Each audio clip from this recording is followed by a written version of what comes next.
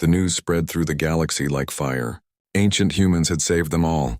The young species from Earth, the ones who seemed primitive and inexperienced, were actually the descendants of the galaxy's first great civilization. The reactions were complicated and deeply emotional.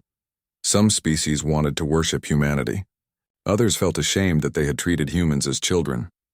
Many simply didn't know what to feel. Their entire understanding of history had been turned upside down. Captain Han Minho stood before the Galactic Assembly once again. But this time the chamber felt different. Every alien representative looked at him with a mixture of awe, gratitude, and sorrow. Counselor Vexithera spoke first. Her crystalline body glowed with an intensity Minho had never seen before. "We owe you everything. Your ancestors gave up their civilization, their lives, their future, so that we could exist. We are in your debt." Minho took a deep breath. He had prepared this speech carefully. "You owe us nothing. The humans who saved you are gone. We are their children, yes, but we didn't make their choice. We didn't know about their sacrifice until a few weeks ago. But you are their legacy," Commander Felroth said. "Their blood runs through you. Their courage lives in you." "Maybe," Ambassador Park said, standing beside Minho. "But we're not them. We can't take credit for what they did. We were cave dwellers and farmers while they were dying in shielded bunkers, maintaining systems that would resurrect your species. We forgot everything. We lost the stars and only just found them again." Scholar Nemeris approached the platform. "You misunderstand. We are not grateful because you are descended from our saviors. We are grateful because you showed us the truth. You gave us back our history, even though you had to lose yours in the process." Dr. Kang had spent the last 2 weeks working with assembly scientists, piecing together the full story. She presented their findings now. "We believe ancient humans achieved interstellar travel about 200,000 years ago. They spread slowly through the galaxy, exploring and learning. They were peaceful, curious, always wanting to understand. When they detected the gamma-ray burst building in the galactic core, they had about 50 years of warning." She pulled up a holographic display showing the ancient human civilization. They could have evacuated to distant galaxies, taken their ships and fled beyond the burst's reach. But the journey would have taken decades, and they couldn't take everyone. More importantly, they couldn't take any of the other species. Hundreds of alien civilizations existed in the galaxy. Most were not spacefaring. Some were barely intelligent. But they were alive, and ancient humans couldn't bear to let them die. The display showed automated facilities being built, genetic samples being stored, and terraforming systems being deployed. They built resurrection systems on every world where intelligent life existed or might develop. They stored genetic information, created teaching programs to help species relearn language and tools, and programmed everything to activate after the radiation cleared. But the systems needed guardians, Kang continued. Her voice was thick with emotion. Someone had to stay behind to maintain them, to make sure they worked properly. Volunteers stayed in shielded facilities across the galaxy. They knew they would die there. But they did it anyway. Lieutenant Yoon added the next part. On Earth, some humans survived naturally. Earth was far enough from the burst and had enough natural shielding that small populations endured. But they were cut off from the rest of humanity. They lost their technology, their space travel, their understanding of what they had been. Over thousands of years, they rebuilt from nothing. They became us. The assembly chamber was silent. Finally, one of the newer species, a small being covered in fur, spoke up. What happened to the Guardians? The ones who stayed behind? Minho answered this one. We found 17 intact facilities so far. All of them show the same pattern. The Guardians lasted anywhere from 50 to 300 years after the burst, keeping the systems running. Then one by one their facilities failed. Radiation leaks, equipment breakdowns, supplies running out. They all died. Every single one. Another silence. This one felt heavier. We found logs, Dr. Kang said softly. Messages they left behind. They knew they were dying. They knew they'd be forgotten. But they kept working. Right until the end, they maintained the systems that would bring your ancestors back to life. She played one of the recordings. The voice was human, tired but calm. My name was Kim Dae-hyun. I'm the last one here. The radiation is getting through the shields now. I can feel it. But the system is stable. In about 40 years, the first batch will be released. I wish I could see them. I wish I could know if this worked. But it doesn't matter. We did what we could. To whoever finds this, tell them we love them. Tell them humanity was here and we thought the galaxy was beautiful. Tell them to keep it that way." The recording ended with a sound that might have been laughter. Minho waited for the emotional impact to settle before continuing. "The Assembly has asked what humanity wants. Some of you have offered us leadership of the galaxy. Others want to name us the progenitor species and give us special status." He looked around the chamber, meeting as many eyes as he could. "We don't want that. We're not your parents. We're not your creators. Ancient humans saved your genetic material and helped your ancestors relearn civilization. But everything after that was you. You built your cultures. You developed your technologies. You created your art, your philosophies, your unique ways of being. That was all you." Ambassador Park stepped forward. "Ancient humanity gave you life. But you gave that life meaning. You don't owe us anything. If anything, we owe you. How can you owe us?" Fexithara asked, confused. "Because you kept going," Park said. "You built something beautiful. You created a society of hundreds of species working together in peace. That's not something ancient humans could guarantee. They could only give you a chance. You made it worthwhile." The Assembly debated for hours. Finally, they reached a decision. They would not give humanity special status. Instead, they would remember. They would teach every child in every school about the sacrifice of ancient humanity, not to make humans superior, but to honor what was lost and to remember why the galaxy needed to work together. A memorial was built in orbit around Earth. Representatives from every species contributed. It was a simple structure, elegant and timeless. The inscription was written in every assembly language, but the words were the same. They were the first. They chose to be the last. So that we could be. On Earth, Minho stood with his team, looking up at the memorial through a telescope. Dr. Kang was with them, and Scholar Nim Aris had asked to stay on Earth for a while to study human history more deeply. "Do you think they knew?" Nim Aris asked. "The ones who stayed behind. Do you think they understood what they were creating?" "I hope so," Kang said. "I hope Kim Dae-hyun and all the others knew that their sacrifice would lead to this. Hundreds of species all working together, all alive because someone cared enough to die for them." Lieutenant Yoon pointed at the memorial. "We should add something. A message from modern humanity. What would we say?" Minho asked. Yoon thought for a moment. "We found you. We remember you. We promise to be worthy of what you gave." They added the message the next day, and in the years that followed, humanity took its place in the galactic community, not as leaders or superiors, but as equals. They shared what they had learned from having a complete history. They helped other species search for traces of their own past. The galaxy became a place of cooperation and discovery. Wars became rare. Species helped each other, inspired by the ancient sacrifice that had given them all a second chance. And on Earth, in a small museum in Seoul, they kept one artifact above all others. It was a data crystal recovered from one of the Guardian facilities. It held the names of every human who had volunteered to stay behind. Thousands of names, each one a person who chose death so others could live. Visitors from every species came to see it. They would stand in silence, reading names like Kim Dae-hyun, Lee So-min, Park Jin-ho, Choi Min-ji, humans who had been forgotten by their own descendants but who changed the fate of the galaxy. Sometimes, late at night when the museum was closed, the curator would look at those names and whisper, "Thank you. We didn't know. But now we do. And we'll make sure nobody ever forgets again." Above Earth, the memorial caught the light of the sun, shining like a promise kept across 12,000 years. The first had become the last, so that others could fill the space between, and the galaxy, remembering at last, reached for the stars together. The great library of the Assembly floated in deep space, a massive station that held all the knowledge of 200 civilizations. Dr. Kang stood in the central archive, surrounded by data storage units that stretched up into darkness. Beside her, Scholar Nemaris worked at a console, her 4 hands moving in complicated patterns. "I have accessed the historical records of 47 species," Nemaris said. "The pattern is consistent. Every one of them has a founding era between 2,000 and 8,000 years ago. Before that, nothing." Lieutenant Yoon was at another station comparing star charts and historical data.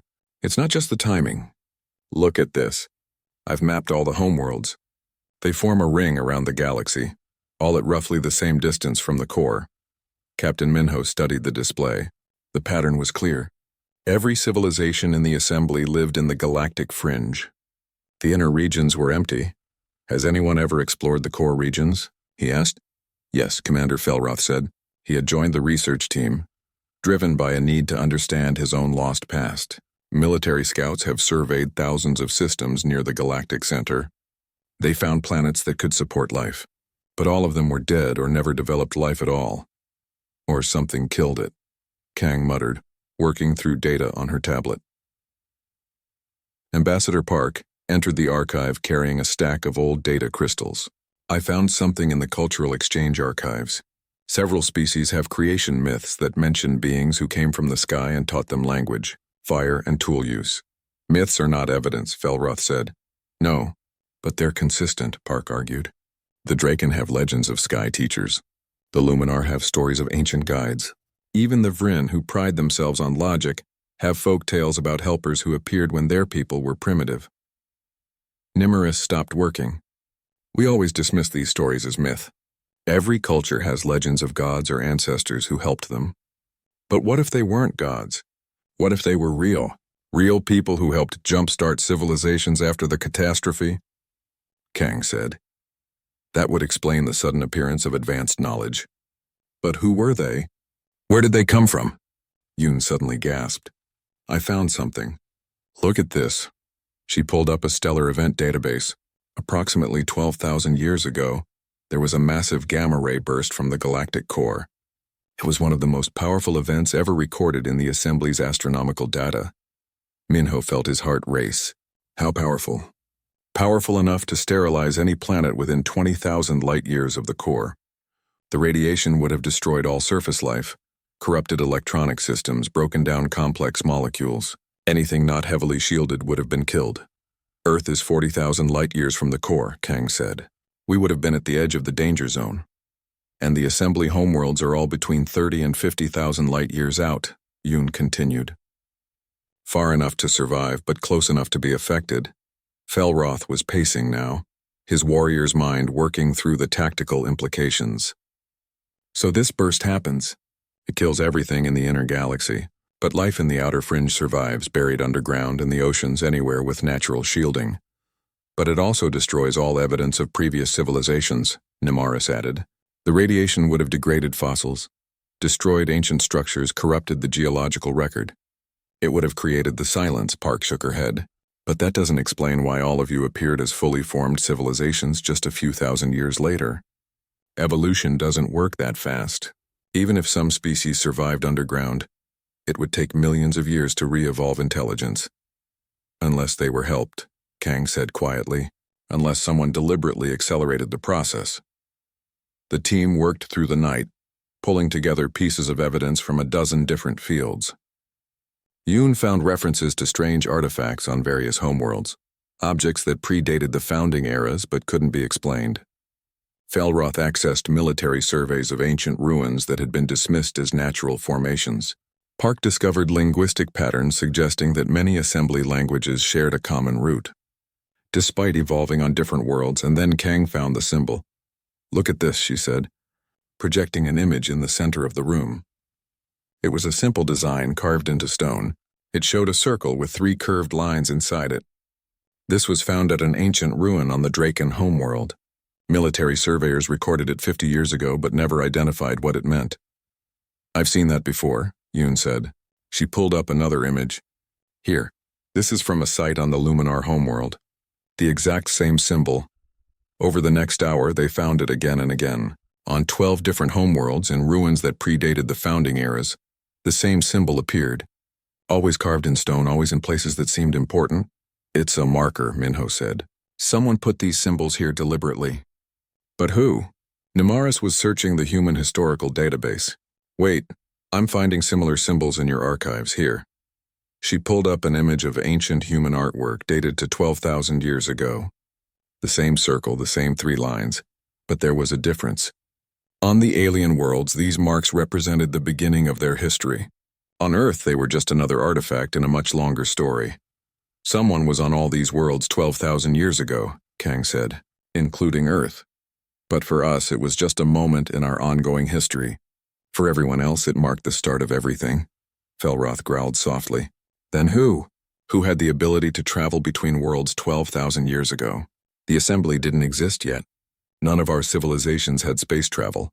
The answer came from an unexpected source. An automated deep space probe had been searching old ruins and finally transmitted its findings. In a shielded underground chamber on an abandoned world, it had found something intact. A data storage device, ancient but still functional. The team gathered around as the probe's translation software worked to decode the message. It was in a language none of them recognized, but the translation software was making progress. Slowly, words appeared on the screen. We saved what we could. Forgive us for what we couldn't save. Remember us, the message continued. It described a civilization that had known the gamma-ray burst was coming. They had years to prepare, but not enough time to evacuate everyone. So they made a choice. They built genetic archives. They created automated systems to restore life after the catastrophe. They preserved the DNA of thousands of species and programmed machines to help those species rebuild when the time was right. They sacrificed themselves, Nimaris whispered. They stayed behind to maintain the systems while the radiation burned through the galaxy. The final line of the message made the room go silent. We were called human. Nobody moved. Nobody spoke. The word hung in the air like a physical thing. Finally, Minho found his voice. That's impossible. Humans were stuck on Earth. We only developed space travel recently. These humans did, Kang said, her voice shaking. Ancient humans. Our ancestors. They were the ones who saved the galaxy. Yoon pulled up the timeline. 12,000 years ago. That's when human civilization went through a rapid change on Earth. We went from hunter-gatherers to farmers almost overnight. We suddenly had permanent settlements, complex tools, sophisticated art. Because the humans who stayed on Earth were cut off, Park said. The space colonies were destroyed. The starships were lost. The humans on Earth survived, but they regressed. They forgot their great civilization, forgot their technology. They became simple again. But they survived. Felroth slammed his fist on the console. My people exist because your people died for us. The Luminar, the Vryn, all of us. We are alive because ancient humans gave up everything to save us. Kang was crying now. We didn't know, we forgot. We lost our history, our accomplishments, our sacrifice. We went back to the Stone Age and clawed our way back up, and we never knew what we'd done. Commander Felroth stood at attention and gave a military salute. Your ancestors were the greatest warriors in the galaxy. They fought extinction itself and won. Not for themselves, but for species that didn't even exist yet. Minho looked at his team, at the aliens who had become friends and colleagues. They had come to the stars expecting to be students. Instead, they had discovered they were the children of the galaxy's saviors, and nobody had remembered until now. 2 weeks later, the alien delegates stood in the Seoul Natural History Museum, and several of them were crying. Or doing whatever their species did when overwhelmed with emotion. Counselor Vexthera's crystalline body had gone dim. Scholar Nimaris had all 4 hands pressed against the display case, staring at a fossil that was 400 million years old. This is a trilobite, Dr. Kang explained gently. It lived in Earth's oceans long before anything walked on land. We have thousands of fossils like this. Millions, actually. It's beautiful, Nimaris whispered. And you know exactly when it lived? You can prove it? Yes, we can date the rock layers where we found it. We understand the sequence of life on Earth going back billions of years. Commander Felroth stood in front of a large dinosaur skeleton. His warrior's composure had cracked. On my world, we have legends of great beasts, creatures of scale and fire that walked before my people. I thought they were just stories. But this, he gestured at the massive bones, this proves that such things existed, that they were real. Did you never find fossils on your world? Lieutenant Yoon asked. No, we have rocks. We have mountains. But no bones. No evidence of what came before. He turned to look at her. Do you understand what that means? My planet is clearly old. It has geology, erosion, layers of stone. But it is as if all life began 3,000 years ago when my people suddenly appeared. The tour continued through the museum. Each exhibit brought new revelations and more distress. The aliens saw the evolutionary tree of mammals, the development of primates, the slow march of human ancestors toward modern humans. They saw evidence of ice ages, mass extinctions, and the patient work of millions of years. Ambassador Park watched them process it all. She felt sympathy for them. They had thought themselves ancient and wise. Now they stood like children in a library, realizing how much they didn't know. The next stop was Gyeongju, one of Korea's most ancient cities. The archaeological site was over 2,000 years old. Lieutenant Yoon led this part of the tour. She loved history and had studied Korean archaeology in her spare time. "This gold crown is from the Silla Kingdom," she explained, pointing to the delicate artifact behind glass. "It was worn by a king 1,500 years ago. We have documents describing him, telling us his name, what he did. We know what kind of food they ate, what clothes they wore, what games their children played." Nimaris reached out as if to touch the glass, then pulled her hand back. "We have legends of kings, ancient rulers who did great things, but we have no crowns, no documents, just stories that might be made up." "You said your civilization began 2,000 years ago," Yoon said carefully. "What did you find from that time?" "A city, just one, fully built, as if it had always been there.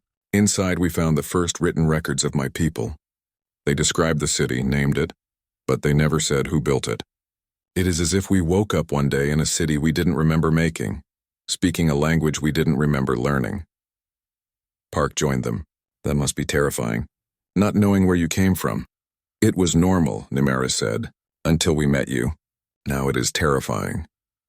That evening they gathered at a geological research station in the mountains. Human scientists had prepared a presentation about plate tectonics, showing how continents moved over millions of years.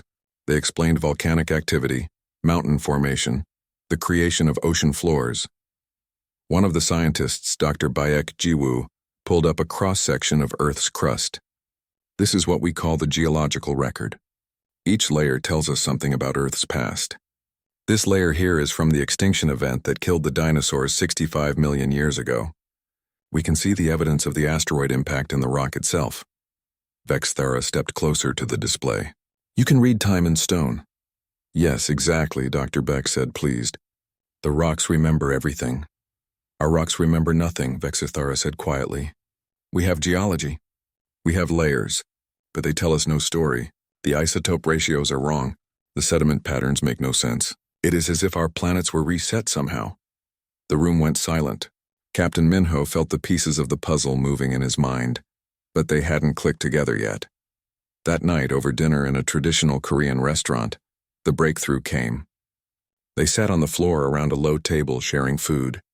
The aliens had been cleared to eat certain human foods, and they were enjoying the experience of trying new things. Counselor Vexithara set down her cup of tea. "I must ask the question that has been haunting me.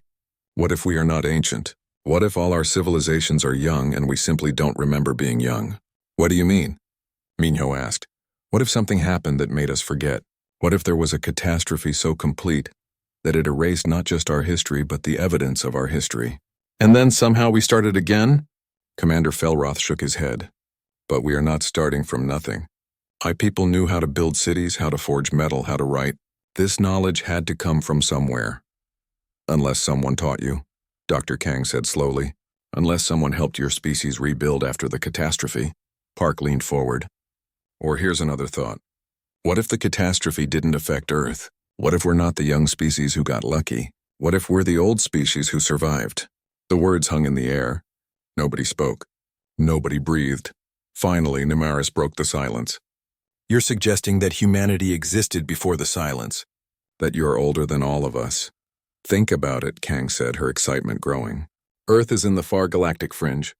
We're protected by dust clouds, by distance from the galactic core. If something catastrophic happened in the galaxy, something that erased evidence and killed civilizations, Earth might have been shielded from the worst of it. But we lost our space colonies," Minho said. "Humanity was stuck on Earth until recently. If we were an ancient spacefaring civilization, why did we regress?" "Maybe we didn't regress," Kang said. "Maybe we were never spacefaring before. Or maybe we were, and we lost everything except Earth. Either way, we survived with our history intact. We kept our fossils, our geological record, our evidence of evolution. Everything you lost, we kept." Yoon pulled up a star chart on her tablet. "Earth is 40,000 light-years from the galactic core. All of your homeworlds are in a similar range, 30 to 50,000 light-years out. Nothing in the inner galaxy survived. Maybe the catastrophe originated there and spread outward, getting weaker as it went. Then why do we exist at all?" Felroth demanded. If this catastrophe was powerful enough to erase our past, how did our species survive? That's the question, Park said. How did you survive? Where did you come from? Vexthera stood up abruptly. Her crystal body was pulsing rapidly. We need to search. Really search.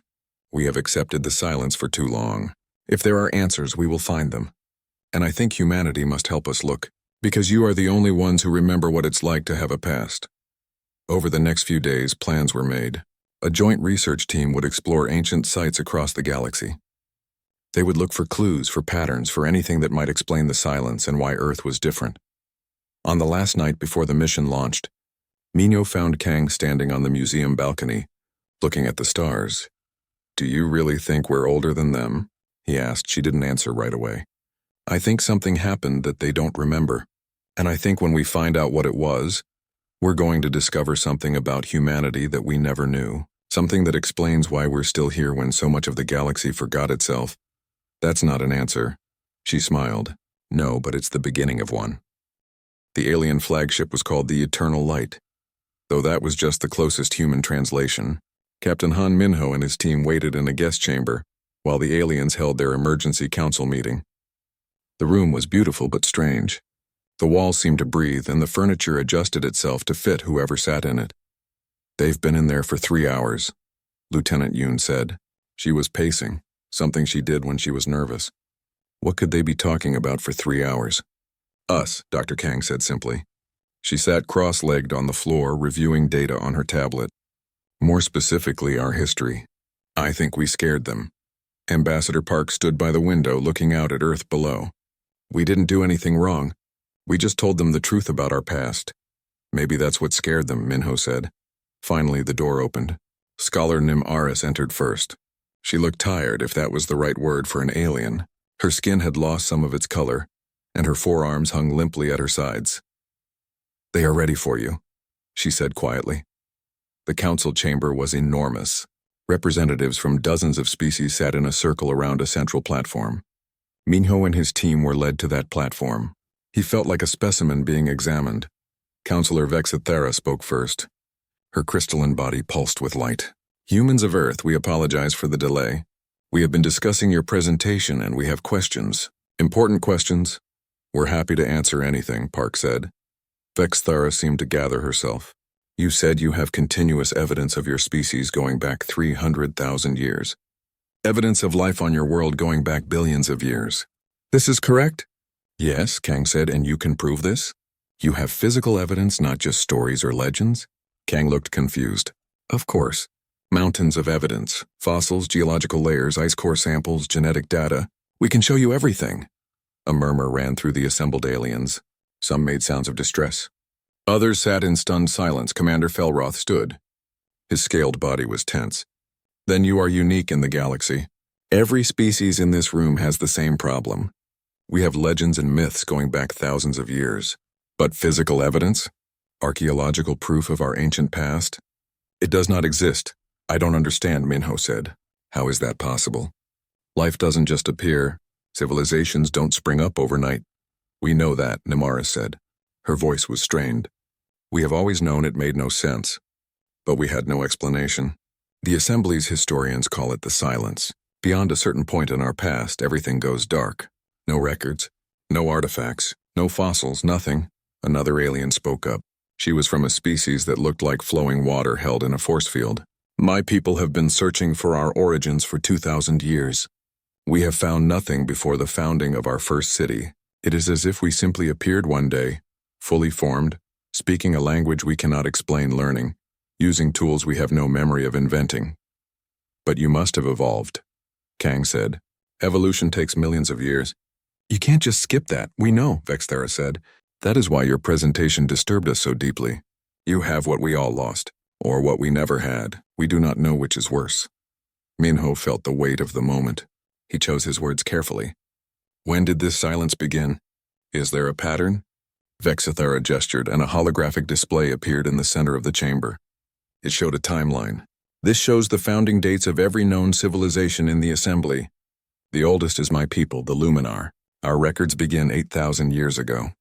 The newest is the Draken Imperium, Commander Felroth's people. They have records going back 2,000 years. Everything before these dates is myth and legend. Lieutenant Yoon was studying the display. She was a navigation officer good with numbers and patterns. That's a narrow range. Only 6,000 years of variation across hundreds of species spread throughout the galaxy? That seems statistically impossible. Yes, Namara said.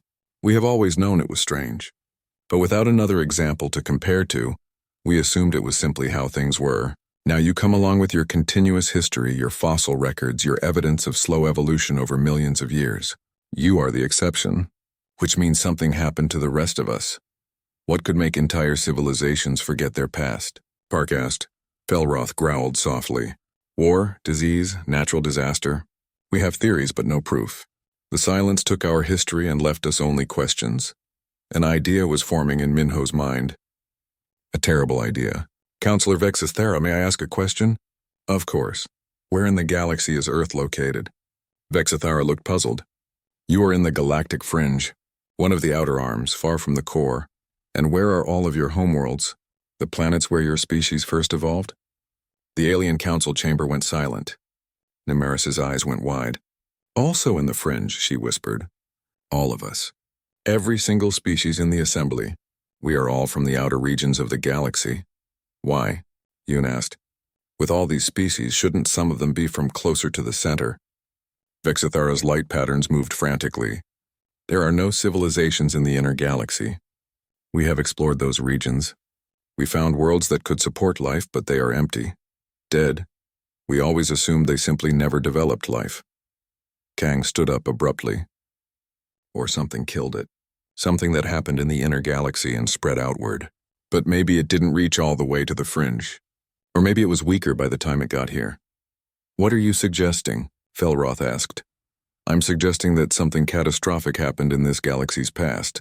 Something that wiped out evidence of everything that came before. But Earth was far enough away or shielded somehow that we survived with our history intact. Park shook her head. But that doesn't explain why all of you exist. If this catastrophe was strong enough to erase all evidence of the past, how did your species survive? Maybe we didn't, Namaris said softly. Maybe we are not as old as we think we are. Maybe something made us, remade us, after the catastrophe. The implications hung in the air like a weight. Minho felt dizzy. This was beyond anything they had prepared for. We need more information, Vexithara said finally. We must investigate this properly.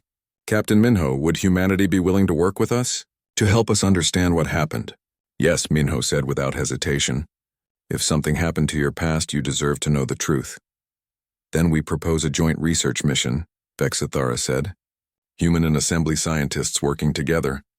We will search the galaxy for answers. We will find out why you remember when we have forgotten. Ambassador Park stepped forward. Earth accepts. We'll work together to solve this mystery. As the meeting ended and the humans returned to their ship, none of them spoke for a long time. Finally, Kang broke the silence. We came to the stars expecting to be the students, she said. Instead, we might be the only ones who remember the lesson. Minho looked out at the alien fleet, at the hundreds of ships representing civilizations thousands of years old. They had seemed so advanced, so knowing. Now they seemed lost, searching for a past they couldn't find. And somehow, impossibly, humanity held the key. He stares above Earth split open like a curtain being pulled back. One by one, massive ships appeared in the darkness of space. They were beautiful in a way that human eyes had never seen before. Some looked like floating crystals that caught and bent light. Others were smooth and dark, shaped like the shells of ancient sea creatures. The largest one seemed to be made of living metal that rippled and changed as it moved. Captain Han Minho stood on the bridge of the Cheongryong, Earth's newest diplomatic vessel. He watched the alien fleet arrive with a mixture of wonder and careful control. He had trained his whole life for this moment. Humanity had only discovered faster-than-light travel 30 years ago. They had sent out peaceful signals, hoping to find others among the stars. Now those others had found them first. Captain, we're receiving a transmission, said Lieutenant Yoon Hyun from her station. Her fingers moved quickly across the controls. They're broadcasting in multiple languages. They must have studied our communications. Put it through, Minho said. A voice filled the bridge. It was smooth and strange, speaking perfect English with an accent that didn't belong to any place on Earth. Greetings, people of Earth. We are the Galactic Assembly. We come in peace to welcome you to the community of starfaring civilizations. You are young, but you have taken your first steps into the greater cosmos. We are here to guide you. Young. The word hung in the air. Minho noticed how the alien voice said it, like a teacher speaking to a child who had just learned to read. "Shall I respond, Captain?" asked Ambassador Park Suji. She sat calmly in her chair, her hands folded. Nothing in her expression showed fear or excitement. She had been a diplomat for 20 years and she knew how to hide what she felt. "Tell them we accept their greeting and invite them to meet with us," Minho said. The next few hours moved quickly.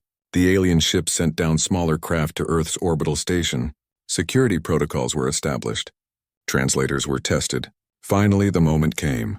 A delegation of aliens walked through the airlock and into human space for the first time. Minho had seen pictures and videos prepared by the advanced teams. Still, nothing quite prepared him for seeing them in person. Counselor Vexthara was tall and made of something that looked like living crystal.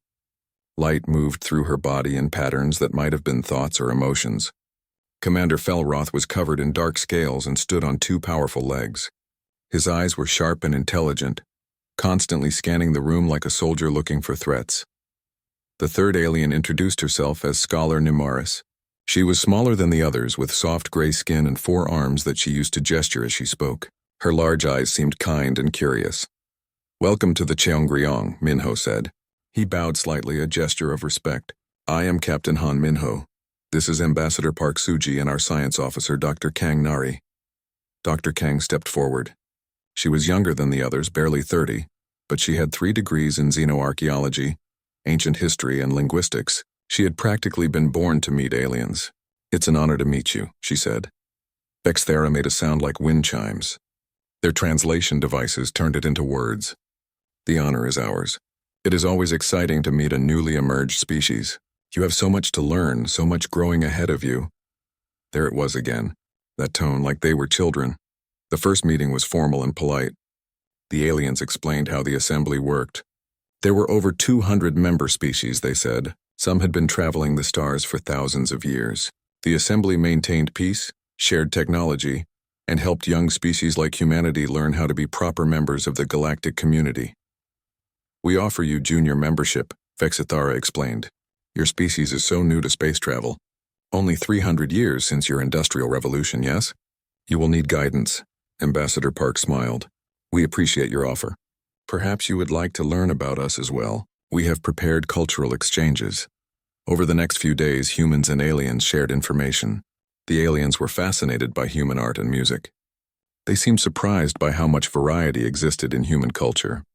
Commander Felroth especially enjoyed Korean traditional music. He listened to recordings for hours, his scaled head tilting as he processed the complex rhythms. But it was the historical records that caused the first crack in the aliens' confidence. Dr. Kang gave a presentation about human history. She showed them timelines, archaeological evidence, ancient documents. She explained how humans had evolved over hundreds of thousands of years. She showed them fossils of their ancestors, explained the development of agriculture, the rise and fall of empires, the long march of human civilization through time. "We have continuous records going back about 12,000 years, she explained. "Written records, I mean. Before that, we have archaeological evidence, pottery, tools, buildings, art. We can trace our evolution back about 300,000 years through fossils and genetic evidence."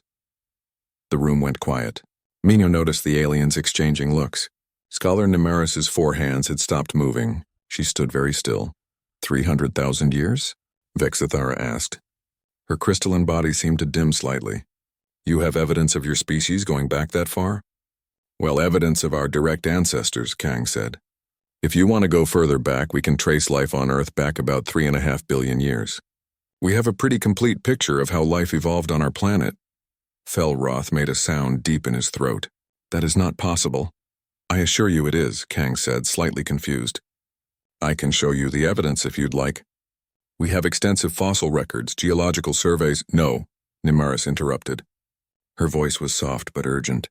"I think what Commander Felroth means is that it should not be possible. We do not have such records. None of us do." The humans looked at each other. Minho felt something shift in the room. The dynamic was changing. What do you mean? He asked carefully. Vexithera's light patterns moved faster, a sign of agitation the humans were learning to read. The oldest civilization in the assembly has records going back 8,000 years. Beyond that, there is nothing. No records, no clear archaeological evidence. We have always assumed this was normal, that civilizations simply did not keep records before a certain point. But you are saying this is not true for humans? No, Lieutenant Yoon said from where she stood by the wall. We keep very good records. We're kind of obsessive about it, actually. We know what happened to the dinosaurs 65 million years ago.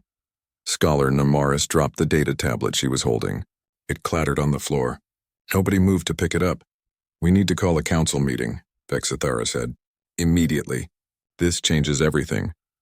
The aliens left quickly, politely but urgently. The humans stood in the conference room, confused. What just happened? Yoon asked. Ambassador Park looked at Minho. Her calm facade had cracked slightly.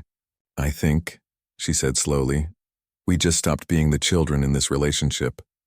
Dr. Kang picked up the dropped tablet. On its screen was a file about her presentation. A note had been started in the alien language. The ship's computer translated it. They remember. How do they remember?